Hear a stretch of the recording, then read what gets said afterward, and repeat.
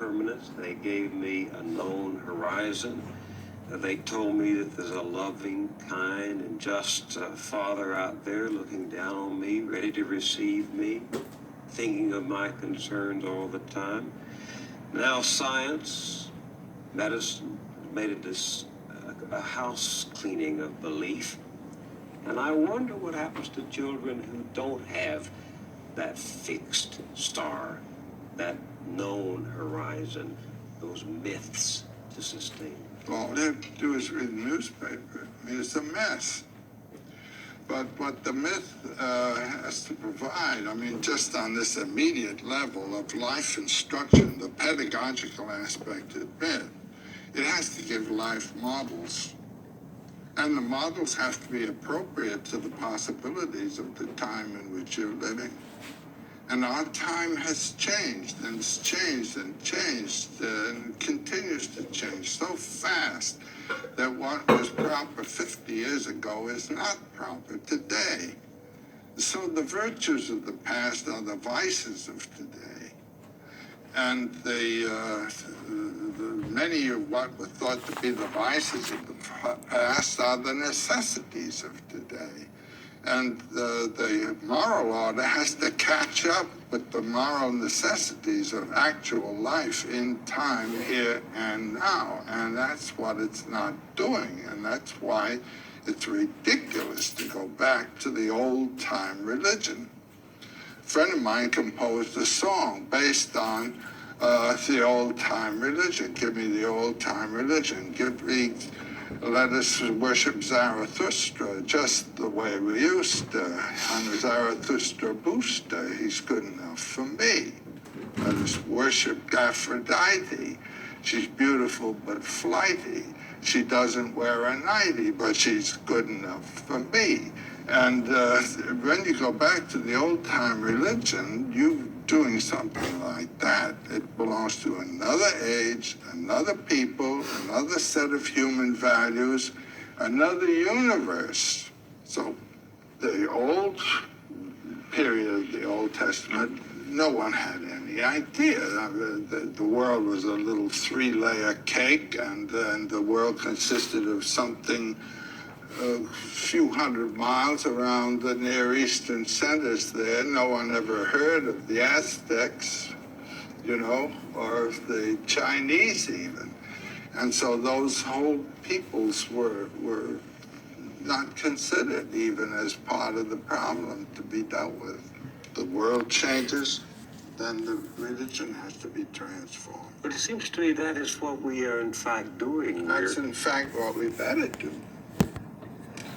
But my notion of what the real horror today is what you see in Beirut, where you have the three great Western religions, Judaism, Christianity, and Islam, and because the three of them have three different names for the same biblical God, they can't get on together. They're stuck with their metaphor and don't realize its reference. So each needs a new myth. Each needs its own myth all the way. Love thy enemy, Open up. Don't judge. Given what you know about human beings, is it conceivable to you that there is a point of wisdom beyond the conflicts of truth and illusion by which our lives can be put back together again? That we Sure. can develop new models? It's in the religions. All religions are true for their time.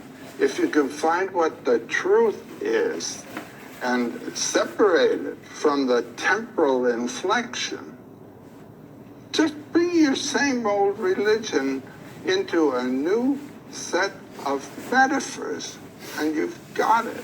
Do you see some new metaphors emerging in the modern medium for the old universal truths that you've talked about, the old story?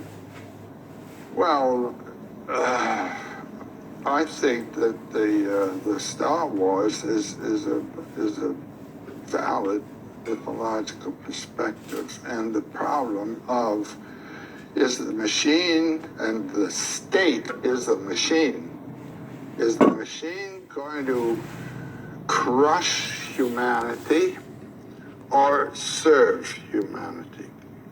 And humanity comes not from the machine, but from the heart. Luke, help me take this mask off. But you'll die. I think it was in the Return of the Jedi when Skywalker unmasks his father. The father had been playing one of these machine roles, a state role. He was the uniform, you know? And the removal of that mask was an undeveloped man there. It was kind of a worm.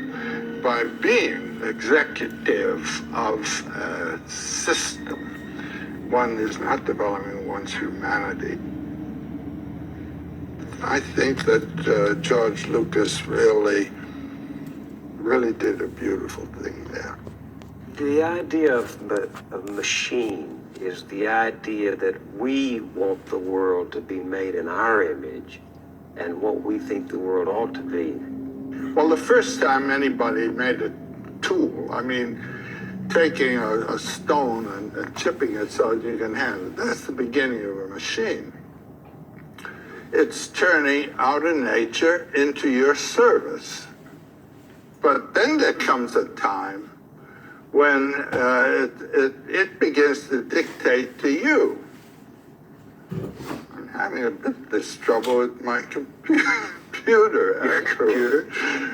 Just bought one a couple of months ago, and I can't help thinking of it as having a personality there because it talks back and it behaves in a whimsical way and all of that. So I'm personifying that machine. To me, that machine is almost alive. I could mythologize that darn thing. There was a wonderful story about, I think, President Eisenhower when the computer was first being built. You remember that story? Eisenhower went into a room full of computers, and he puts a question to these machines. Is there a God? And they all start up, and there's all those lights flashing and wheels turning and things like that. And after about 10 minutes of that kind of thing, a voice comes forth, and the voice says, "Now there is." Well, I bought this wonderful machine, IBM machine, and it's there. And I'm rather an authority on God, so I identified the God, and it seems to be an Old Testament God with a lot of rules and no mercy. It's unforgiving. You catch you picking up sticks on Saturday, and you're out. That's all. But isn't it possible to develop toward the computer you're wrestling with at this very moment? Isn't it possible to develop the same kind of attitude of the Pawnee chieftain who said that in the legend of his people, all things speak of Terroir, all things speak of God? It wasn't a special privileged revelation. God is everywhere in his works, including the computer. Well, indeed so. I mean, the miracle of what happens on that screen, you know, have you ever looked inside one of those things? No, you can't believe it. It's a whole hierarchy of angels, all on slats. And those little tubes, those are miracles. Those are miracles. They are. One can feel a sense of awe. Well, I've had a revelation from my computer about mythology, though.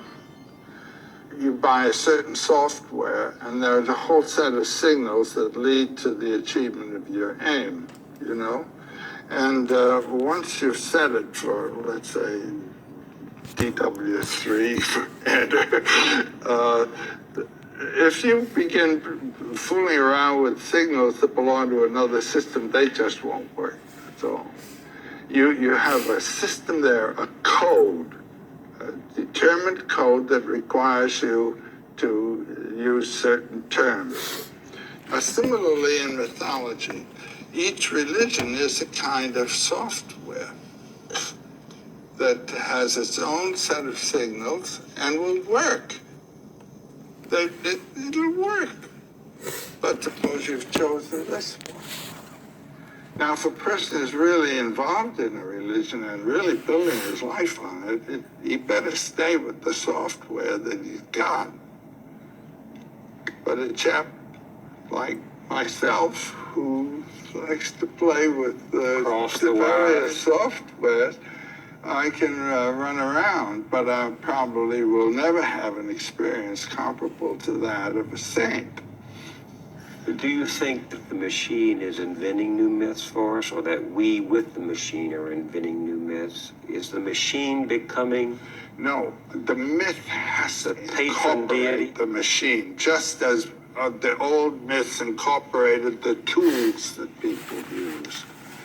The forms of the tools and so forth are associated with power systems that are involved in the culture. We have not a mythology that incorporates these. The new powers are being, so to say, surprisingly announced to us by what the machines can do. We can't have a mythology for a long, long time to come. Things are changing too fast. The environment in which we're living is changing too fast for it to become mythologized. You must realize... How do we live without myths then? Well, we're doing it. The individual has to find the aspect of myth that has to do with the conduct of his life. There are a number of services that myths serve. The basic one is opening the world to the dimension of mystery. If you lose that, you don't have a mythology. To realize the mystery that underlies all forms. But then there comes the cosmological aspect of myth, seeing that mystery as manifest through all things. So the universe becomes, as it were, a holy picture. You are always addressed to the transcendent mystery through that. But then there's another function, and that's the sociological one, of validating and maintaining a certain society. That is the side of the thing that has taken over in our world. What do you mean?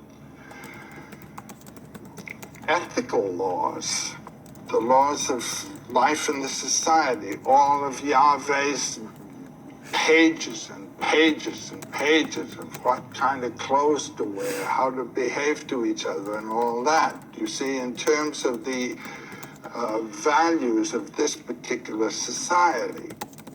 But then there's a fourth function of myth, and this is the one that I think today everyone must try to relate to. That's the pedagogical function, how to live a human lifetime under any circumstances.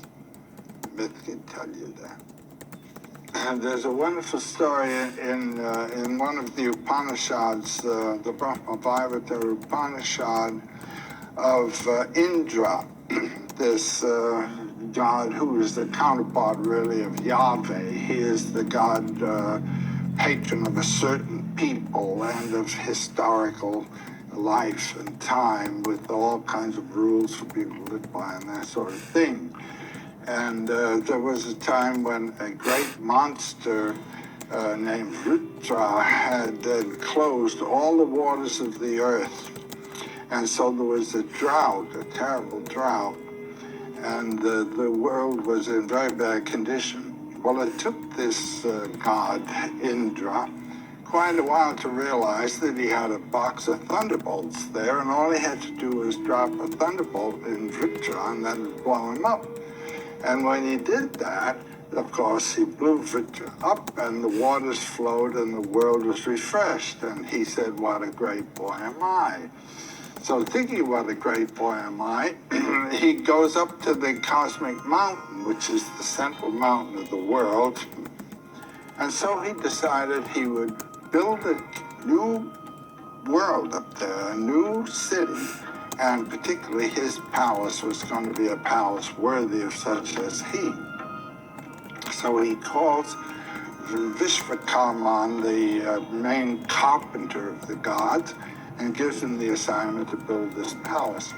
So Vishvakarman goes to work, and in very quick order, he gets the palace into pretty good condition, and Indra comes. But every time Indra arrived, he had bigger ideas about how big and grandiose the palace should be. And finally, Vishvakarman said, my gosh, he said, we're both immortal, and there's no end to his desires. I'm caught for life. So he decided to go to Brahma, known as the creator, and complain. Well, now Brahma sits on a lotus. This is the symbol of divine energy and divine grace. And the lotus grows from the navel of Vishnu, who is the sleeping god whose dream is the universe.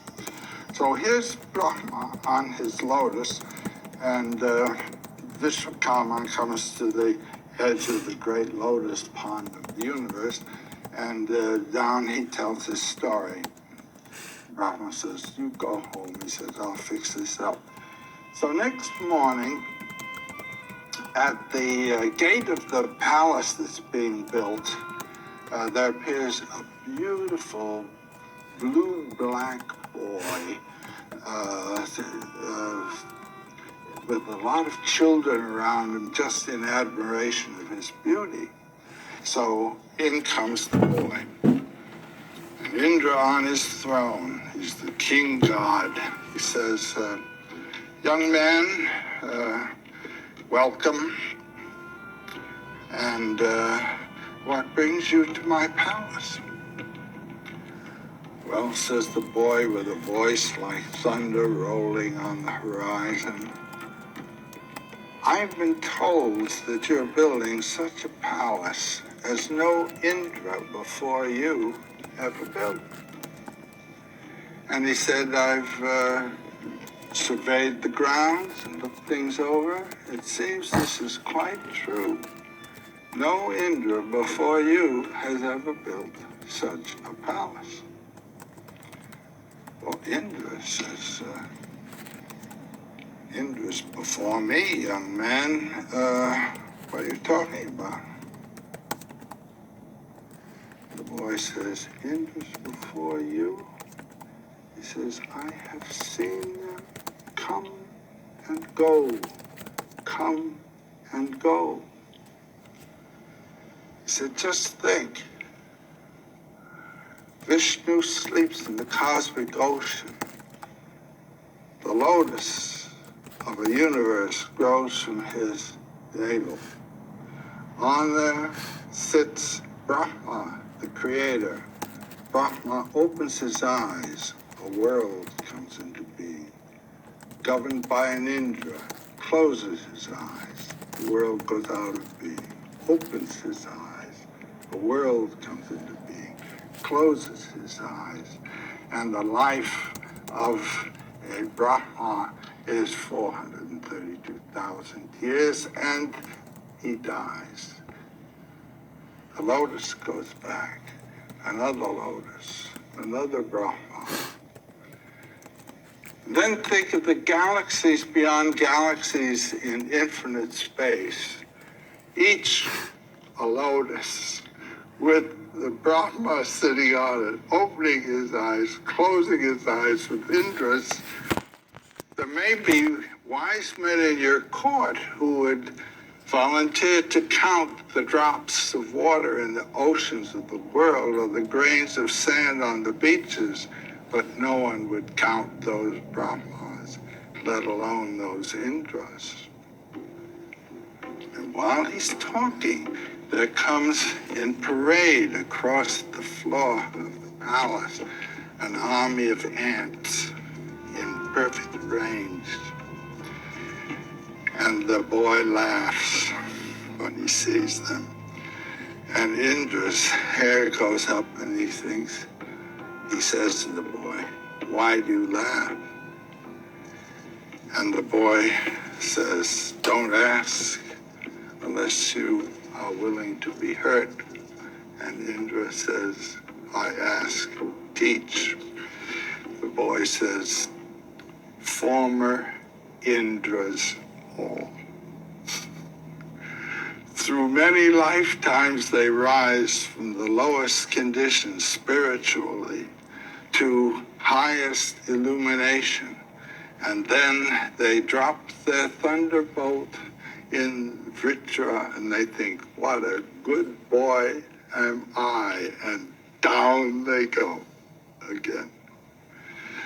And then Indra sits there on the throne and he's completely disillusioned, completely shot.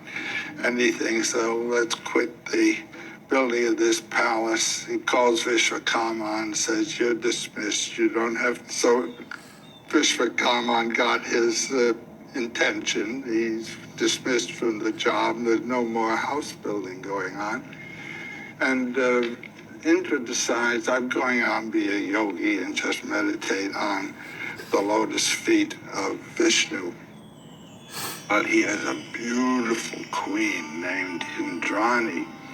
And when Indrani hears this, she goes to the priest, the chaplain of the gods, and she says, "Now he's got this idea in his head. He's going out to become a yogi." "Well," says the Brahmin, "come in with me, darling, and we'll sit down and I'll fix this up."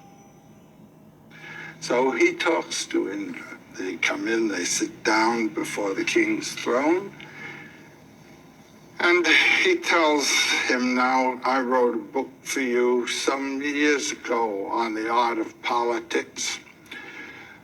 You are in the position of the king. You are the position of the king of gods. You are manifestation of the mystery of Brahman in the field of time. This is a high privilege. Appreciate it, honor it, and deal with life as though you were what you really are." And with this set of instructions, Indra gives up his idea of going out becoming a yogi and finds that in life he can represent the eternal in the way of a symbol, you might say, of the Brahman and the ultimate truth. So each of us is, in a way, the Indra of his own life.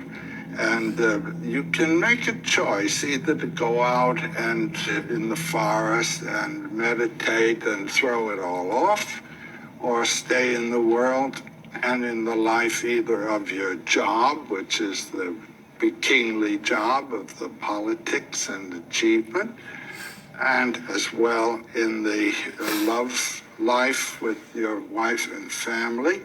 You are realizing the truth. Now, this is a very nice myth, it seems to me. Do we ever know the truth? Do we ever find it? Well, each person can have his own depth experience and some conviction of being in touch with his own Satchit Ananda, his own being, true consciousness. Truth, consciousness, bliss.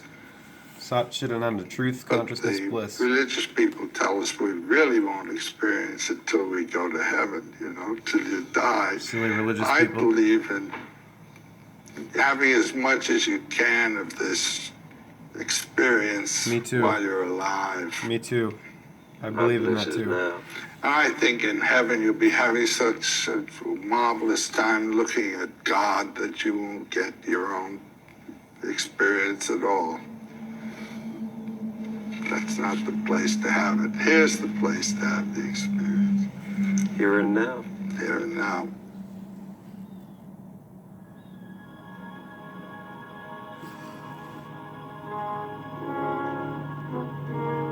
Dan. I can finish rolling the Gematria credits here, and then I'll head out for my first cup of Joe with piping hot, delicious Black Joe coffee on 4/4/2022, a 14 day, as you see. So it's a day to go to the labyrinth.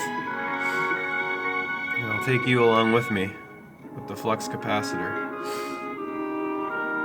How's that sound? And then we'll drive up time travel highway 148, time traveler highway, because time traveler equals 148 English ordinal. Along with destruction and Donald J. Trump. Yep, 148. And there's a Route 148 right here, right in this vicinity here, in central Massachusetts. In the center of it all, my eyes. Central Intelligence equals 188. Crown of Thorns equals 188. The coronavirus equals 188. The sleeping god whose dream is the universe has a full reduction of 188. And that god is Vishnu, 93. Saturn is 93. Yes, Diane, I have indeed found something. It was above a convenience store. It was just above the convenience consumer mentality, which is dead. Today is 14, dead equals 14. The 14 stations of the cross and the labyrinth we will return to for another round. And last time, we did indeed go clockwise. I corrected myself from before, and this time we'll go counterclockwise. Meaning we will go in order through the 14 stations. This program was made possible by a grant from the Corporation for Public Broadcast. Yes, Diane. We will go counterclockwise doing the 14 stations of the cross in chronological order this time, rather than backwards. And we will head over to walk the labyrinth, and then head on to Route 148. Make a couple of stops to show a couple of the scenes and sights along the way through the Brookfields. We'll bring the Wizard of Oz, the wonderful Wizard of Oz, with us. That is the only book I'm going to bring with me today, Diane. I was thinking of bringing JFK and the Unspeakable along too. But I want to limit myself just to that one book, so I focus on reading that to you from cover to cover before doing anything else with the reading out loud. And I will put this list on KyleGrant76.com later on the recent 88 MPH, which was done in the wake of yesterday's revelation in Palmer, Massachusetts. The confirmation revelation for me. No longer a question, no longer a doubt, a shadow of a doubt about it, Diane. Dana Scully. That doesn't mean you just heard what he was talking about with the Indra myth. If I was to say now that, oh, I'm there, I've arrived, what would happen? What happened to Indra? The Indras, right? They fall right when they start getting all self-congratulatory and feeling like they've arrived. That's the whole thing.